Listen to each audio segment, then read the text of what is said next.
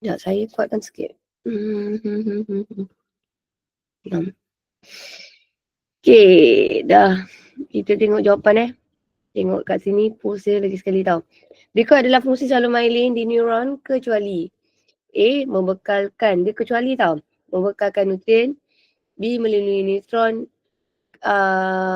C. Mengintegrasi isyarat impuls. So, which one? Which one yang tak betul? Ada 3 jawapan, so which one yang tak betul? So, ada 18 orang vote. Tapi ramai yang betul ni.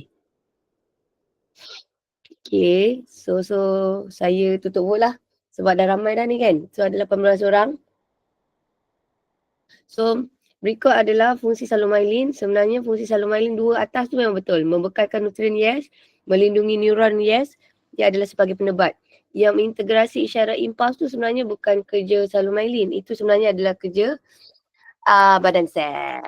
Okay, so itu je lah kita punya intro malam ni. Now, kita terus untuk latihan.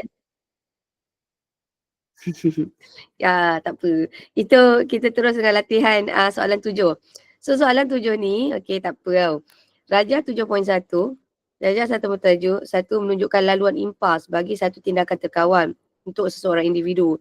So, kalau ada tajuk saraf, koordinasi ni, sebenarnya jalan cerita dia sama tau. So, dia mesti ada rangsangan. Rangsangan akan diterima oleh reseptor.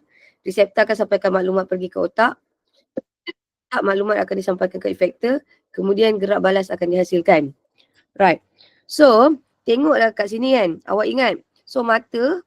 Okay. So, kita ada neuron X. Lepas tu kita ada neuron Y. So, basically apakah itu neuron X? Neuron X, kawan awak jawab kat sini adalah neuron deria. Betul. Sebab kalau kita bayangkan, ini adalah rangsangan. Okay.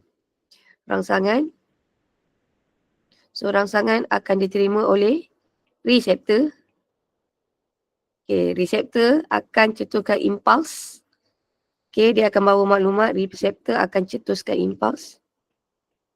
So, impuls itu akan dibawa oleh neuron deria. So, lepas tu maklumat ditafsir dekat otak. So, soalan saya, ini tindakan terkawal atau tindakan luar kawal? Terkawal. Ini tindakan... Ha? Lagi sekali? Terkawal. Yes, very good. Ini adalah tindakan terkawal. So, basically, ini tindakan terkawal. Kalau tindakan terkawal, bahagian otak mana yang kawal, yang control this type of action? Saya bagi awak pilihan. Adakah ia cerebrum? Adakah ia cerebellum? Adakah ia medulla oblongata?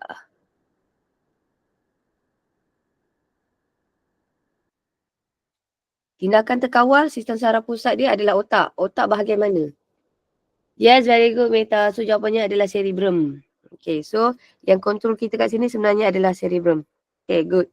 Now, nyatakan peranan neuron X. So, peranan neuron X adalah menerima impuls. Okay, daripada reseptor dan menghantarnya ke arah sel badan. Peranan neuron, okay, kita cantikkan sikit ni. Apakah peranan neuron X? Peranan neuron X ni sebenarnya kita cerita daripada sini tau. Peranan dia sebenarnya apa? Dia terima impuls daripada reseptor. Reseptor cetuskan impuls. Tapi impuls tu nanti akan dibawa oleh neuron deria ke bahagian otak. So sebenarnya jawapan yang paling tepat sebenarnya kita nak cari kat sini adalah dia neuron X fungsinya adalah menerima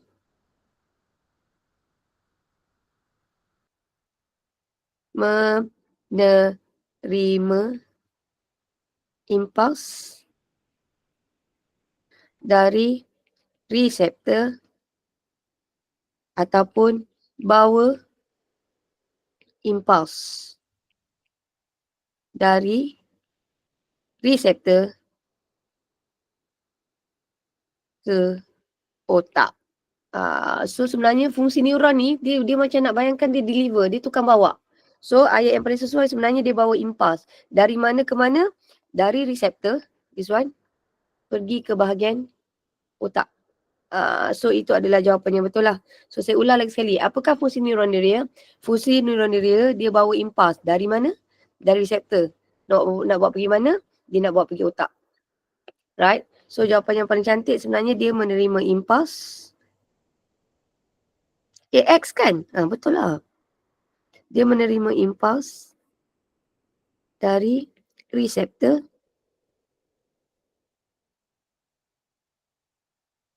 Ini betul lah. Ini betul. Nak bagi cantikkan ayat je. Allahu Akbar. Okay, menerima impuls dari reseptor dan menghantarnya, ni salah, menghantarnya ke sistem saraf pusat. Now, sekiranya neuron Y, which is neuron Y ni neuron apa? Y ni neuron apa?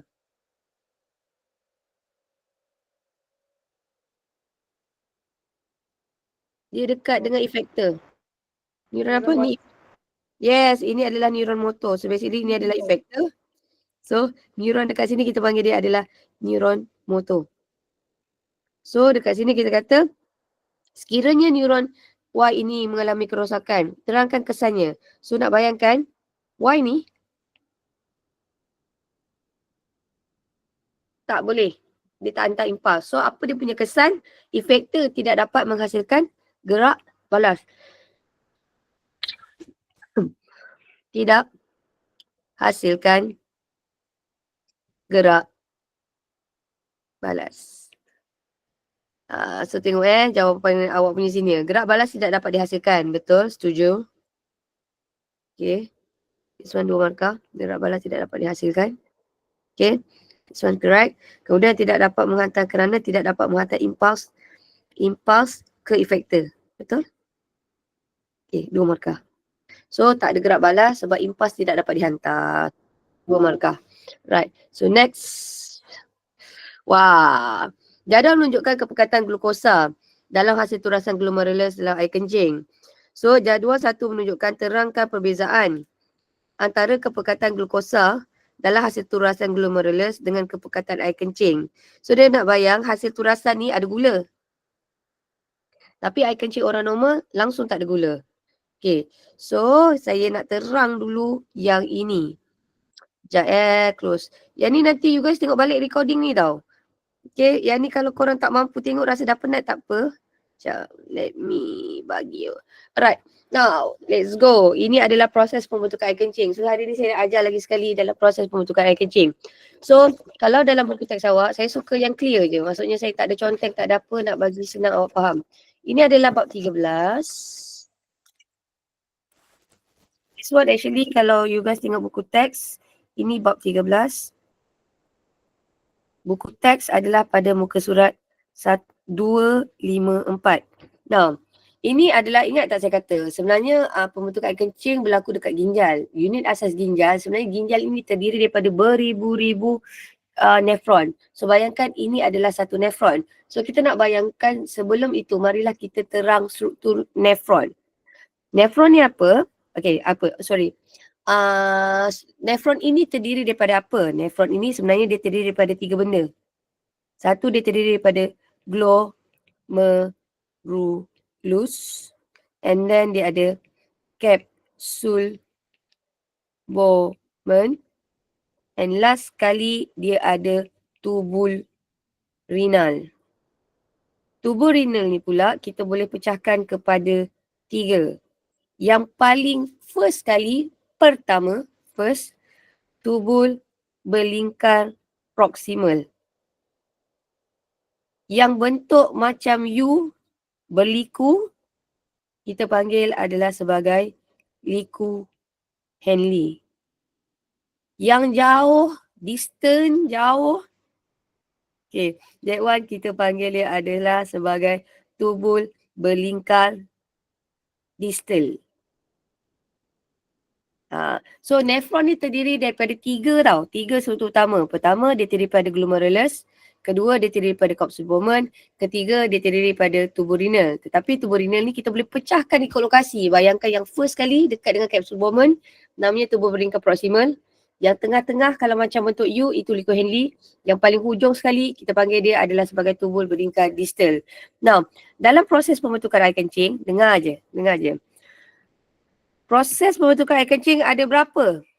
Kita boleh pecahkan kepada berapa peringkat? Yes, bijak. So, proses pembentukan air kencing. Pembentukan urin, air kencing, ada 3. Pertama apa kita panggil? Penyerapan semula. Allah, lagi sekali saya cuba. Oh ya, saya suka awak try. Ultrasonic. Yes, nama dia adalah ultraturasan. Lepas tu barulah Penyerapan semula. very good. Yang kedua adalah penyerapan semula. Last sekali. Rembesan. Yes, okay. Semula. Nombor 3 adalah rembesan. Nah, so dalam proses ultraturasan, mula-mula ultraturasan tu berlaku kat mana? Ultraturasan ni berlaku kat sini. This is ultraturasan. So ultraturasan kalau ayat saya kat sini, dia berlaku adalah antara glomerulus dan juga kapsul Bowman. Awak bayangkan ada darah ni, ada sebahagian daripada komponen darah dia akan lalu sini. Glomerulus ni sebenarnya apa? Glomerulus ni awak nak bayangkan dia adalah kapilari darah.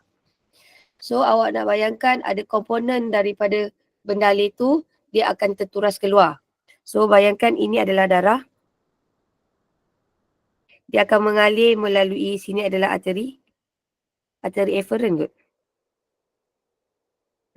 Tapi kita kata ultraturasan nak bayangkan sebahagian daripada komponen darah akan turas keluar. Okay. So ayat saya dekat sini, dekat ultraturasan saya nak cakap sebahagian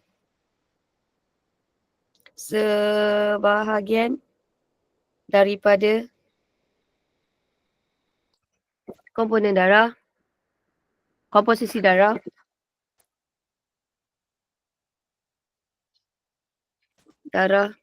terturas keluar.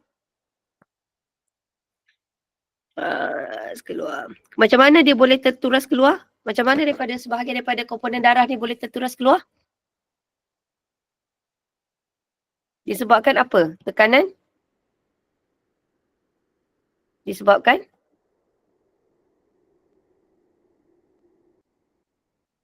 Tekanan? Hydrostatic. Yes, good. So bila dia dah terturas keluar, okey, maksudnya asalnya nak bayangkan dia lalu glomerulus kan? Asalnya dia lalu glomerulus. Once bila dia terturas, okey, dia akan membentuk hasil turasan. Sebelah sini kita panggil dia adalah sebagai hasil turasan. So ayat kita seterusnya bendalur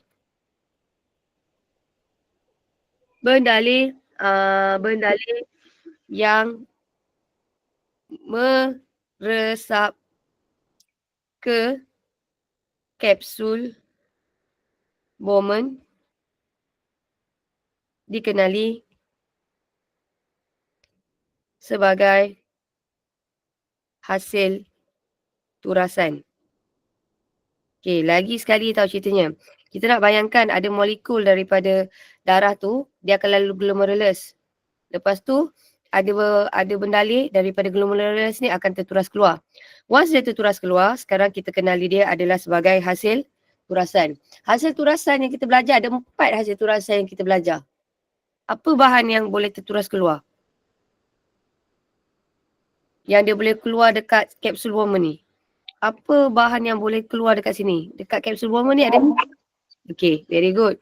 So dekat sini ada kapsul Bowman. So dia ada, saya tulis sini hasil turasan. Hasil turasan. Kita ada garam. Lagi? Air. Lagi? Asid amino. Yes, very good. Asid amino. Last sekali? Glukosa. Yeah, glukosa. So nak bayangkan dalam ultraturasan ni ada bendalur daripada darah terturas keluar. So once dia terteras keluar kat kapsul Bowman, kita panggil dia sebagai hasil turasan. Hasil turasan ada 4 saja. So kita ada garam, kita ada air, asid amino dan juga glukosa. Now, macam tadi yang soalan tu cakap, air kencing normal tak ada glukosa kan. So air glukosa tu akan diserap semula. So ayat seterusnya, sorry saya cerita panjang hari ni. Ini adalah kita panggil proses seterusnya, namanya adalah penyerapan semula. Masuk penyerapan semula, bayangkan yang keluar dekat sini, awak nak bayangkan, sekejap dekat bahagian ni ada garam, air, asid amino dengan glukosa. Kalau dia kata dekat sini, dekat penyerapan semula ni, saya buat ayat sikit. Penyerapan semula ni dia berlaku di sepanjang tubul. Dia berlaku dekat sepanjang tubul tau. Okay, which is tubul kita tadi ada 3. Yang first kali bahagian tubul apa? Yang first mula. Tubul berlingkar. Proximal. Very good, terima kasih. Tubul berlingkar proksimal. Okay, dekat tubul berlingkar proksimal ni lah yang you guys perasan glukosa dan asid amino akan diserap semula ke kapilari darah. Okay, the term of serap semula ni sebenarnya kita nak cakap the term of serap semula ni kita nak cerita asid amino dengan glukosa ni nanti ayat dia nak cakap dia akan keluar tau daripada tubul. Awak nak bayangkan glukosa dan juga asid amino dia akan keluar daripada tubul. So yang ada dekat Liko Henley ni, bayangkan bila sampai dekat Liko Henley ni, okay, langsung dah tak ada glukosa dan juga asid amino. So kesimpulannya, apakah maksud penyerapan semula? Penyerapan semula tu maksudnya dia diserap semula ke badan. So flow dia kita nak bayangkan gula, glukosa dengan asid amino tu akan keluar daripada tubul. Sebab tu air kencing dia mesti tak ada glukosa dengan asid amino. Sebab glukosa dengan asid amino akan diserap semula 100%. Which is dekat tubuh belingkar proksimal. Now, kalaulah dekat Liko Henley. Sekejap Liko Henley dan juga tubul berlingkar distal. Apakah bahan yang diserap semula dekat Liko Henley dengan tubul berlingkar distal ni? Serap semula oleh air dan? Air dan natrium. Garam. Lagi sekali, oh ya, air dan? Natrium. Yes, very good. Air dengan natrium. So, air dan garam. So, air juga ion natrium. Ada tak ion natrium?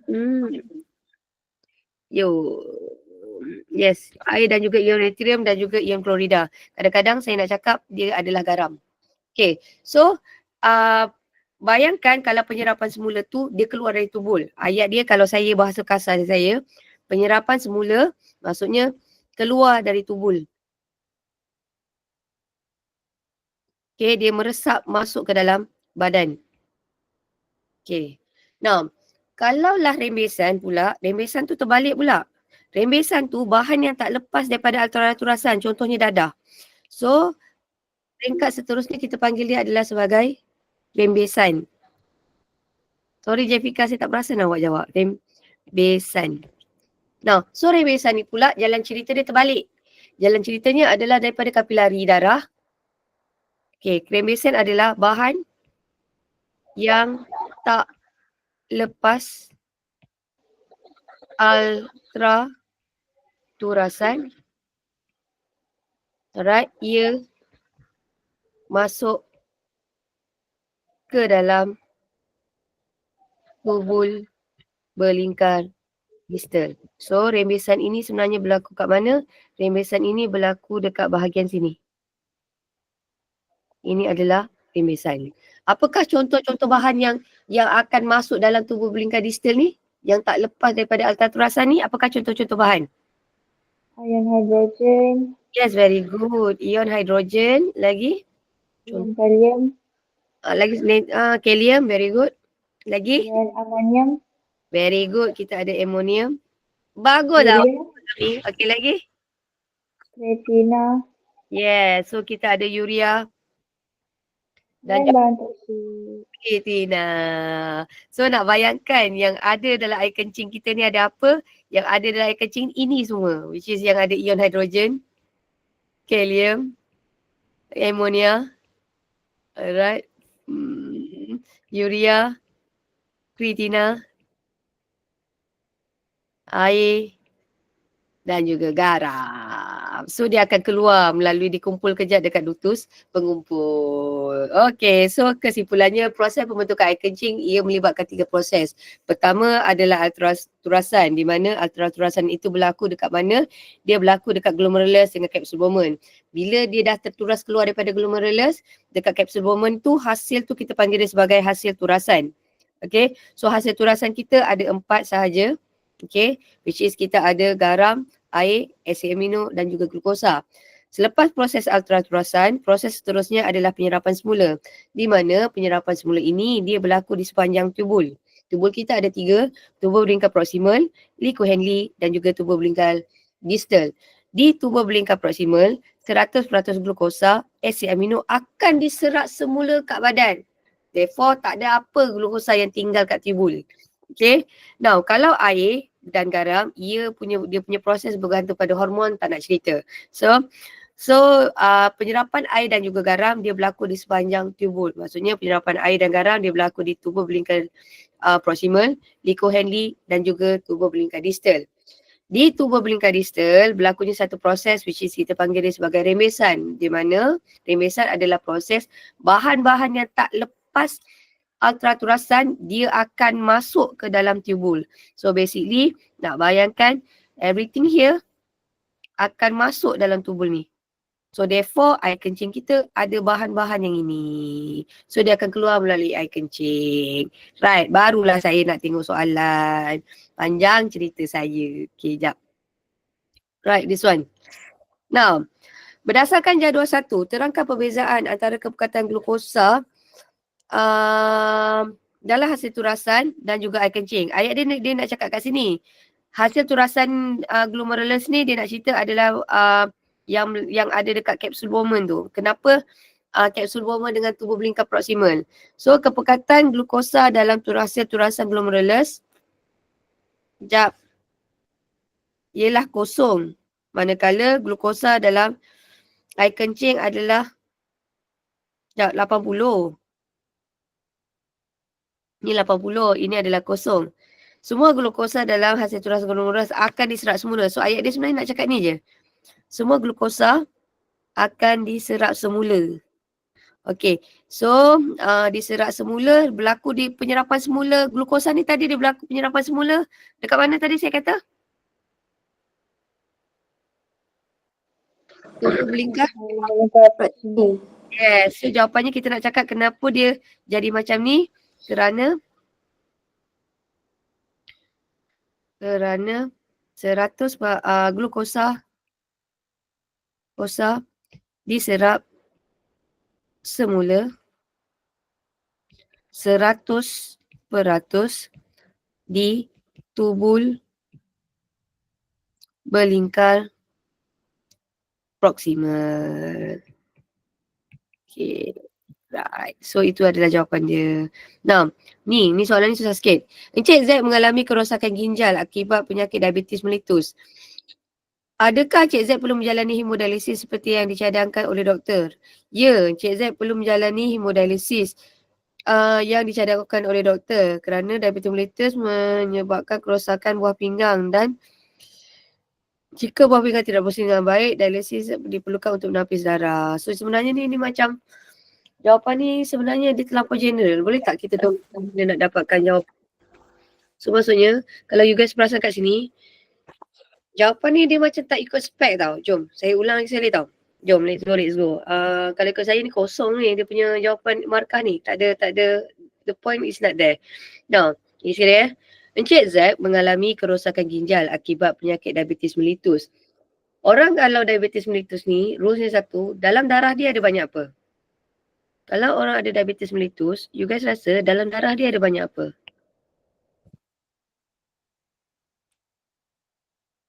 Orang sakit kencing manis, Yes, very good Aidil. So basically dekat orang kacang manis ni kita nak bayangkan dia punya kepekatan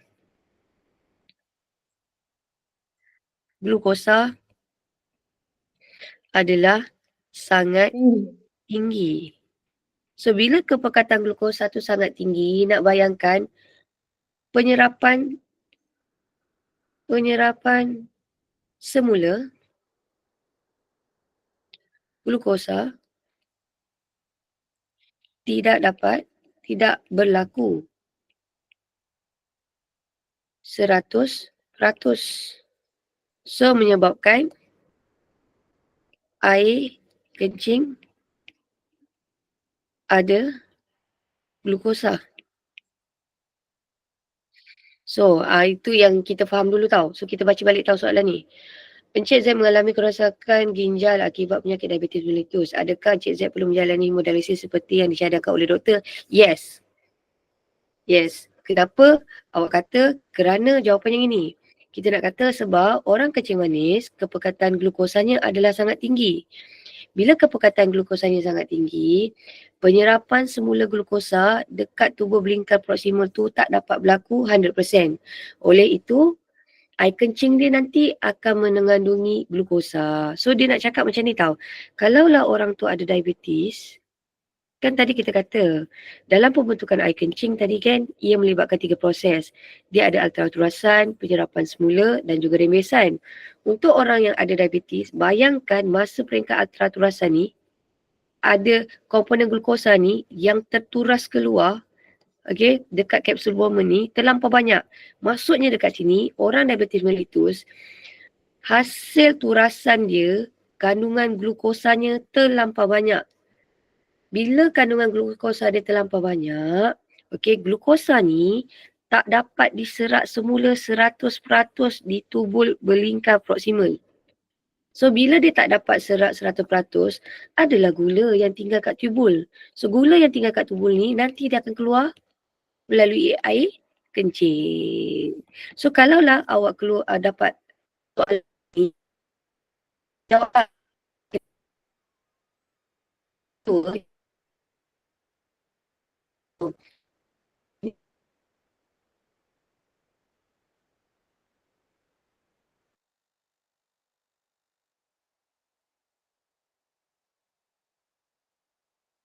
baliklah ayat tu. Maksudnya penyerapan glukosa tidak dapat berlaku 100%.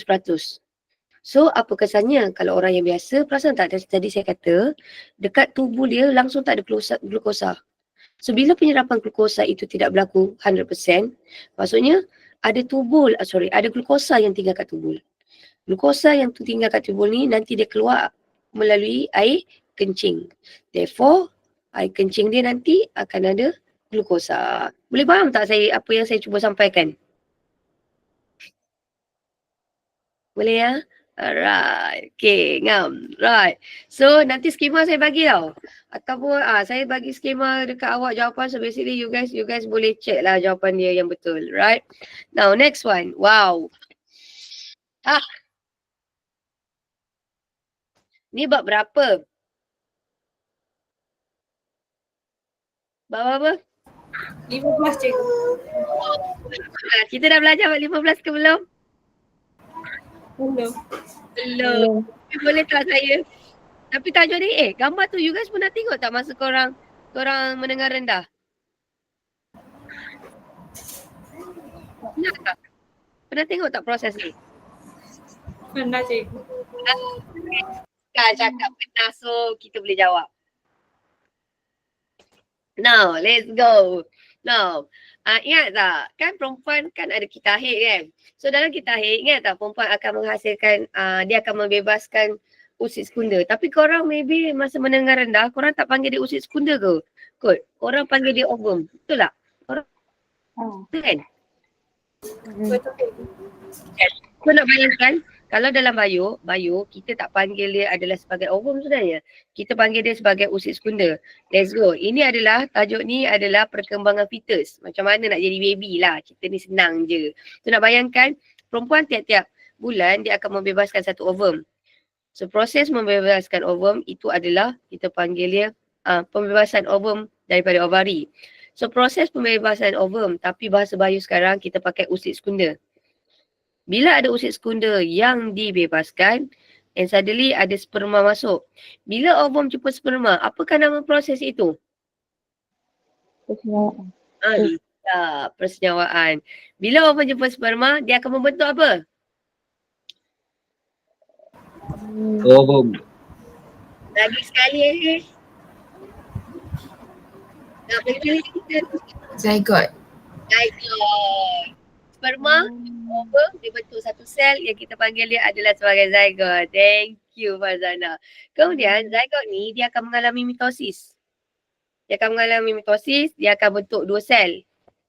Lepas tu dia akan mengalami mitosis lagi, dia akan bentuk 4 sel. Lepas tu dia akan mengalami mitosis lagi, dia akan membentuk 8 sel. Lepas tu dia akan mengalami mitosis lagi sekali, dia akan bentuk sel yang banyak dan padat yang kita panggil dia sebagai morula. Morula ni adalah sel yang padat. Dia banyak maksudnya banyak kalau compare dengan 8 sel, morula adalah lebih banyak. Now, daripada morula ni nanti, this morula dia akan membentuk blastocysta.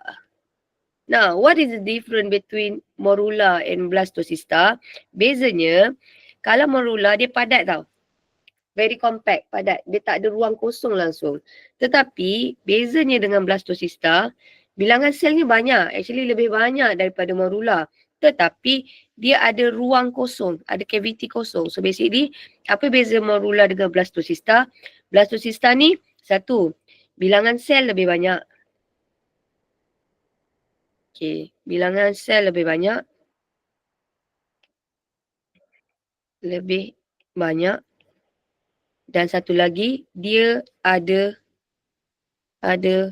ruang kosong. Kalau morula pula, morula dia adalah sekumpulan sel yang padat. Dia tak ada ruang kosong, sekumpulan sel yang padat. And then, tapi bilangan sel sedikit compare berbanding blastocysta. So, jalan cerita dia, kita nak bayangkan dekat sini, daripada zygote, siapa masuk kan? Daripada zygote, dia akan membentuk 2 sel. Daripada 2 sel, ia akan membentuk 4 sel. Daripada 4 sel, dia akan membentuk 8 sel. Kemudian dia akan bukan membentuk, dia akan mengalami mitosis. Menjadi sekumpulan sel yang padat yang kita panggil dia morula. Daripada morula ni nanti, ia pula akan membentuk blastocysta. Di mana blastocysta ni sebenarnya bilangan selnya lebih banyak daripada morula. Bezanya, kalaulah blastocysta, dia ada ruang kosong. Sampai sini, is it okay for you? Senang kan? Senang. Okay, now mari kita jawab latihan. Jom. Okay, now. So, namakan proses T. Apakah nama proses T? Tadi dah belajar kan? T apa T? Proses T. Usit sekunda. Bukan. Usit sekunda. Proses nak membebaskan usit sekunda tu, apa kita panggil? Dia huruf O juga. Oh, balik. Bukan. Lagi sekali. Apa nama proses pembebasan usit sekunda? No. Ovulasi. Thank you Aisyah Kira. So jawapan sebenarnya adalah ovulasi. The process is ovulasi. Ovulasi adalah proses pembebasan usit sekunda. The thing is usit sekunda. Yang proses dibebaskan adalah ovulasi. Correct. Now, terangkan bagaimana struktur R dan S berbeza. So R ni adalah apa? R adalah morula. R adalah morula. Saya ajar je, manalah tahu. Kang tiba-tiba Kang, saya ada hal tak dapat buat kelas. Jadi awak dah pernah dengar. Lepas tu Jeffika kata dah belajar masa mendengar rendah. Lagilah saya suka. Yang ni korang belajar form 1 ke, form 2 ke, form 3? Form 1. Ha? Form mana? Form 3 lah. Form 1? Ya, form 1. Form 1? Asli bab 4. Form 1 tu belajar online ke belajar face to face? Online. Wow. Bagus tu korang boleh ingat lagi. Tahniah. Kalau Adam ingat Adam? Boleh lah. Alright. Okay, ngam. Now, so namakan dulu, dia kata kat sini adalah berbeza. So kita kata R adalah morula, S adalah blastocista. Nah, perbezaan kedua kita kata R adalah kumpulan sel yang padat, betul. Kalau blastocista, dia adalah kumpulan sel yang mempunyai ruang. Yes, Tania, this is correct. 2 markah. Now, let's go. Wah. Korang dah belajar kitahid belum? Ya, ada kan? Form 1 jugalah Ya, form 1 juga. Ingat lagi tak? Tak. So, wanita tersebut hamil. Okay, soalan saya. Kalau perempuan hamil, pregnant, dia boleh datang period tak? Tak. Tak. Dia boleh ada ovulasi tak? Tak. Tak. Alhamdulillah. Okay, kat situ dah okay, ngam. Betul lah tu. Okay, now. Now, saya nak cerita pasal kitahid. Korang boleh tak? Boleh kot. Jom, let's go. Pernah nampak tak kita macam ni dalam masa form 1 ada belajar ke ni? Rasanya tak. Tak apa. Okay, ini saya cerita untuk senior. Senior tadi saya ada terang cerita ni tau. Kitahid ni cerita dia complicated macam perempuan lah. Perempuan pun complicated, so kitahid pun juga complicated. So, kita nak ni korang. Okay, Haji Haikal pun setuju yang kitahid is very complicated. So, kita nak cerita dalam kitahid ni, jom marilah kita belajar kitahid. Jangan risau, perempuan korang relax je dengan saya. Okay, memang hari ni memang korang kena lah je kan. Nah, dah lah habis 1:14 dalam masa 1 jam setengah. Lepas tu tiba-tiba Cik Madana malam ni buat surprise pula cerita pasal kitahid. Korang relax je, korang dengar je. Okay dah, kita relax je kan. Kita nak raya kan. So jangan stress-stress. So basically ini adalah tajuk 15.3 kitahid. Dalam kitahid ni sebenarnya kita nak cerita, kitahid ni melibatkan 4 hormon je. Relax je dengan saya. Nah, kitahid ni dia ada 4 hormon. Satu adalah hormon FSH, kedua adalah LH, ketiga adalah estrogen, keempat adalah progesteron. Now, FSH dengan LH ni dia dihasilkan oleh kelenjar pituitari, saya buat KP. LH juga yang diembeskan adalah KP. Kalau estrogen pula yang diembeskan sebenarnya adalah folikel.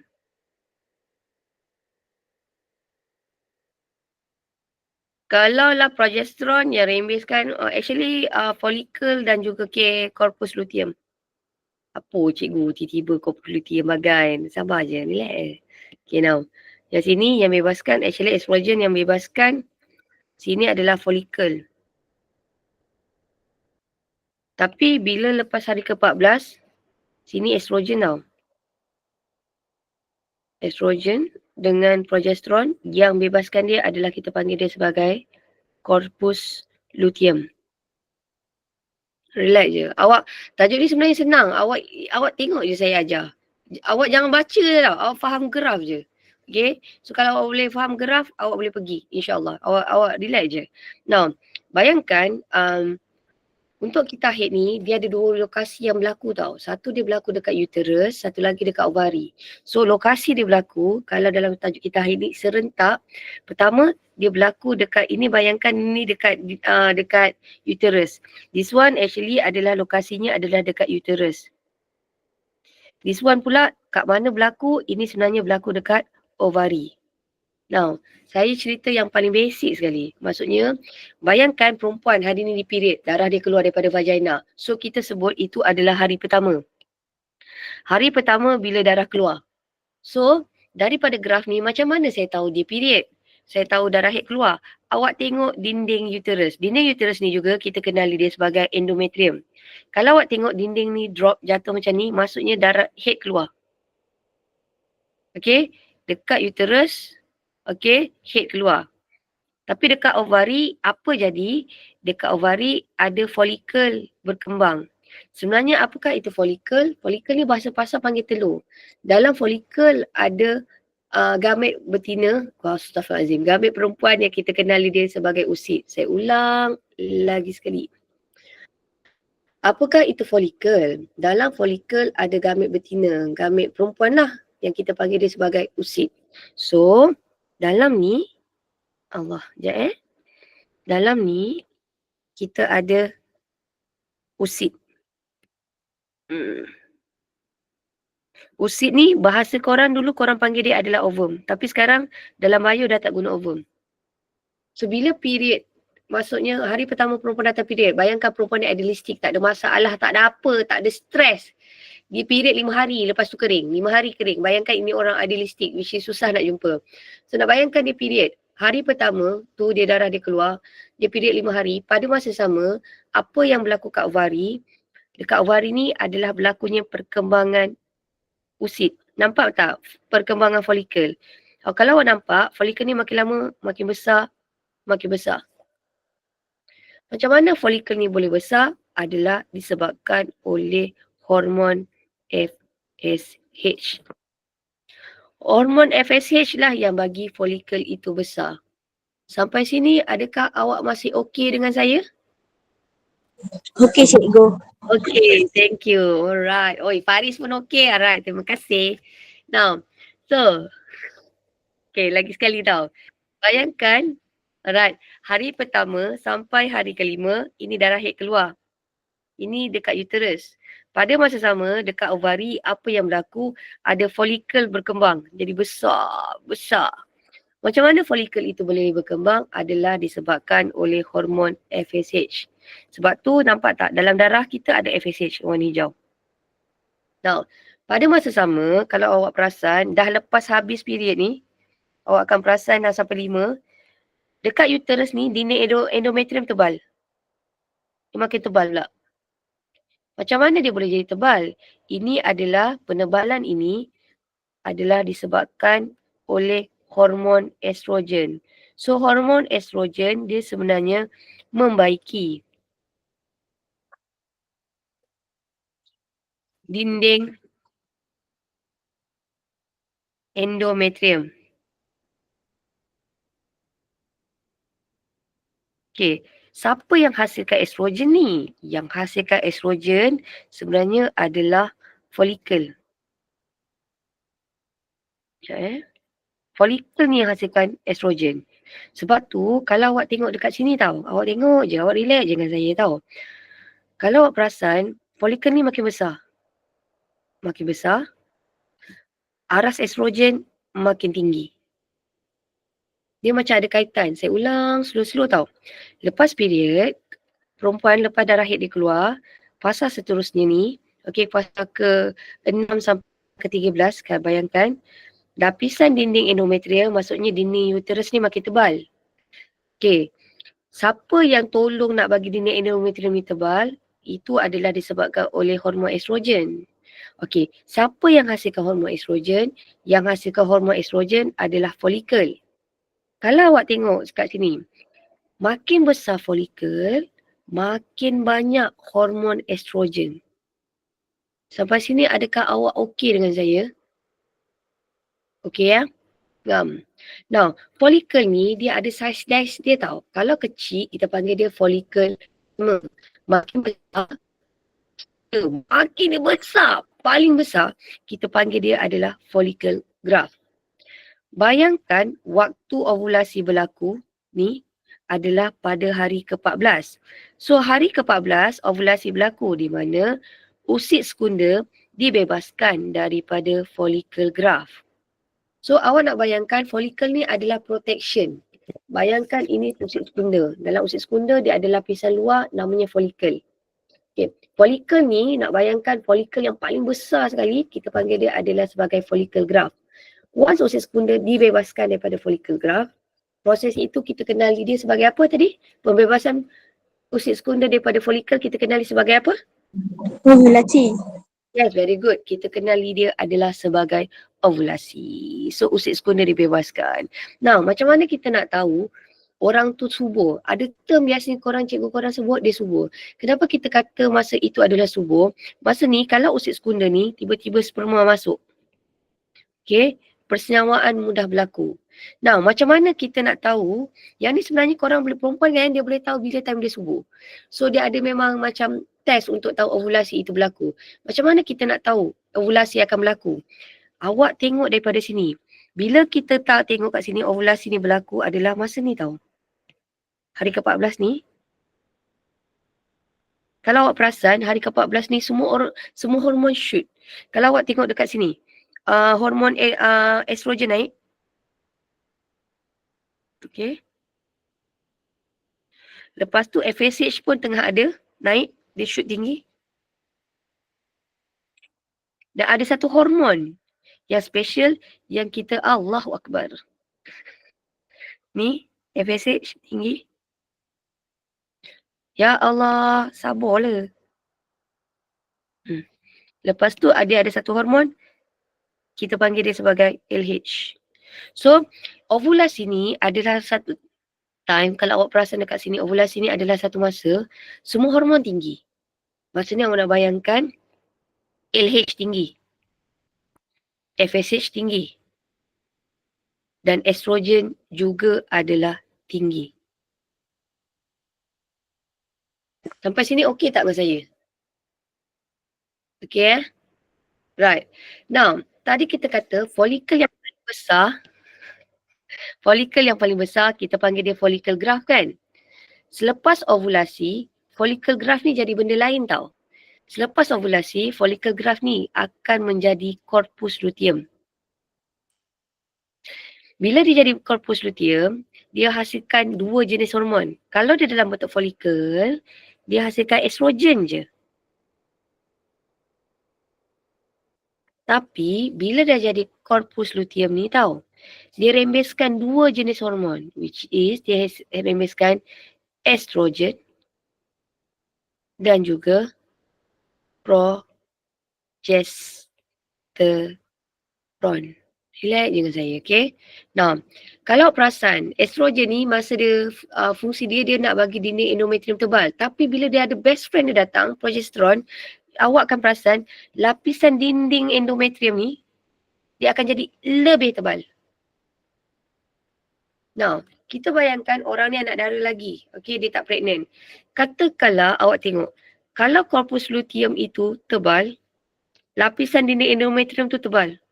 Kalaulah corpus luteum tu kecil, lapisan dinding endometrium tu drop.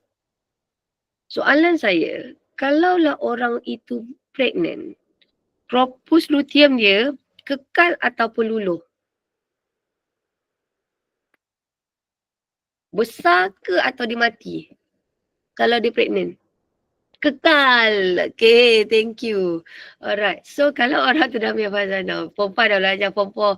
Pompa awak dengar saya je tau. So, nak bayangkan kalau orang tu pregnant, lapisan dinding dia akan jadi panjang sampai 9 bulan. Tapi kalau orang tu tak pregnant, you guys akan perasan, dinding dia kat sini drop. Once dia drop, pop, dia akan jadi period balik. Kat sini, period balik. Tak apa, yang ni kan form 4, korang relax je. Nanti saya bagi recording, korang tengok lagi sekali. Okay, cuti ni homework korang satu je. Homework korang tengok recording ni je. Lepas tu buka sekolah, at least korang dah ada knowledge pasal benda ni. Okay, korang relax je. Okay, saya tak bagi homework bertulis kan. Saya bagi homework ni je. Okay, right. Now, jom, barulah kita tengok soalan. Let's go. Now, wanita tersebut hamil. Terangkan mengapa dia tidak mengalami haid pada bulan seterusnya. Oh, sebelum saya tu lupa. Oh tak, selagi dalam badan perempuan ada progesteron, FSH tak ada tau. So, perempuan ni selagi ada progesteron, FSH tak ada.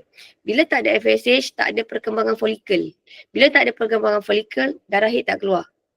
Okay, now, okay, kalau awak lost dengan saya cerita kat sini tau. Kalau orang pregnant, cerita dia macam ni. Kalau orang tu pregnant, nak bayangkan progesteron dia akan shoot tinggi macam ni tau. Progesteron dia macam ni. Sampai nak bersalin. Okay, lagi sekali. Kalau orang pregnant, progesteron dia naik. Selagi progesteron ni tinggi, okay, kalau progesteron tinggi, ayat dia ni kalau orang pregnant tau. Kalau pregnant, progesteron tinggi. Bila progesteron tinggi, FSH rendah. Bila FSH rendah, LH rendah. Kalau FSH rendah, maksudnya tiada perkembangan folikel. Bila tiada perkembangan folikel, haid berlaku tak? Kalau tak ada perkembangan folikel. Ada head berlaku? Tak. Tak. So head tidak berlaku.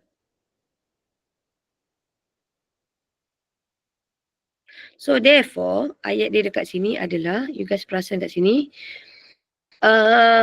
terangkan mengapa dia tidak hamil, mengapa dia tidak hamil lah. Dia tidak mengalami head disebabkan kandungan progesteronnya adalah tinggi.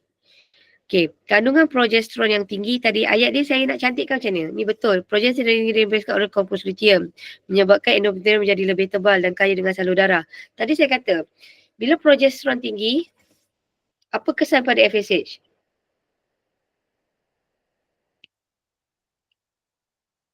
Bila progesteron tinggi, apa kesan pada FSH? Tak dirembeskan. Yes, very good. Progesteron tinggi, FSH tak dirembeskan, rendah. Apa kesan FSH tidak dirembeskan? Tak ada folikel.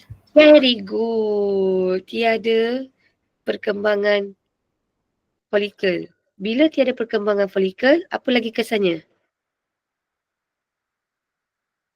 Tak ada folikel, tak adalah. Hai. So baik. So itulah jawapannya. Sampai sini okey tak okey? Okey ya? Right. Okay. So, wah, saya habis soalan ni je. Nangis lah korang. Saya habiskan sampai sini je. Cukuplah kita akhir untuk malam ni. Okay. Alright. Set 2 tu tak sempat lah. Set 2 saya cerita minggu depan lah. Minggu depan lepas Deepavali bagi korang raya dulu. Kita buat kelas online lagi sekali untuk set 2. Okay now. Sel stem ialah sel istimewa yang boleh membiak sendiri bagi tempoh yang lama. Sel stem boleh diasingkan daripada embrio pada peringkat blastocista.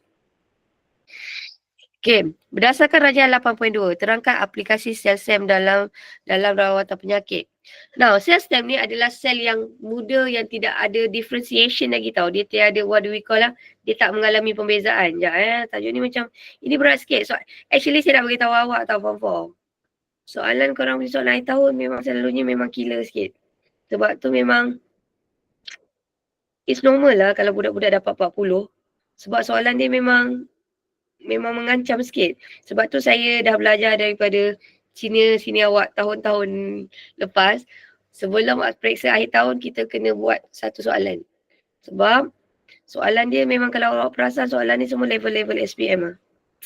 Ya, yang ni pun saya kena tengok Now, apakah berdasarkan ni? Terangkan aplikasi stem cell. So, stem cell adalah sel muda yang hanya menjalani mitosis dan belum mengalami pembezaan. So, dia kata dekat sini teka. Kalaulah orang itu, sel saraf ni sebenarnya dia untuk treatment untuk penyakit apa? Apakah penyakit yang berkaitan dengan saraf?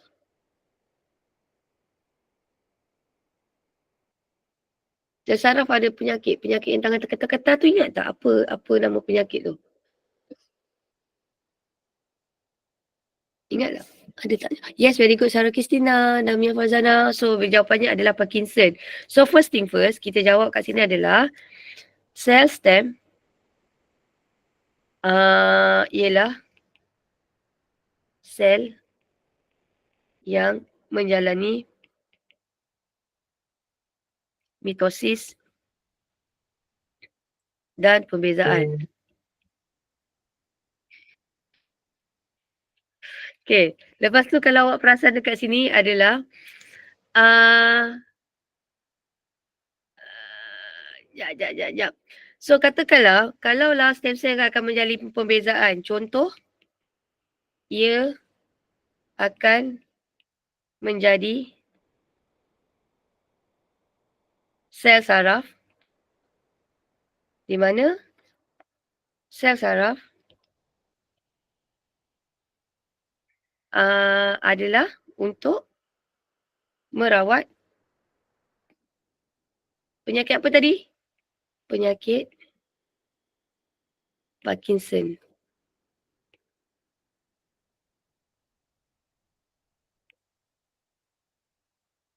Okay. Now, seterusnya pula, kalaulah jantung, ada ke gambar jantung tu Kalau jantung adalah untuk pesakit jantung lah. Ini adalah untuk pesakit jantung. Kalau pankreas ni untuk pesakit siapa? Teka. Pankreas ni biasa untuk pesakit siapa? Pankreas. Pankreas ni untuk pesakit siapa? Yeah, very good. Ini adalah untuk merawat pesakit diabetes. Diabetes mellitus. Kalau sumsum tulang, sumsum tulang ni adalah tempat untuk menghasilkan sel darah tau. So sumsum tulang ni sebenarnya dia baik untuk siapa? Stem cell ni adalah sel muda yang boleh menjalani pembezaan. Katakanlah kalau kita letak dekat tulang, dia akan jadi sumsum tulang. Kalau kita letak dekat saraf, dia akan jadi sel saraf. Kalau kita letak dekat otot kardium, dia akan jadi otot kardium.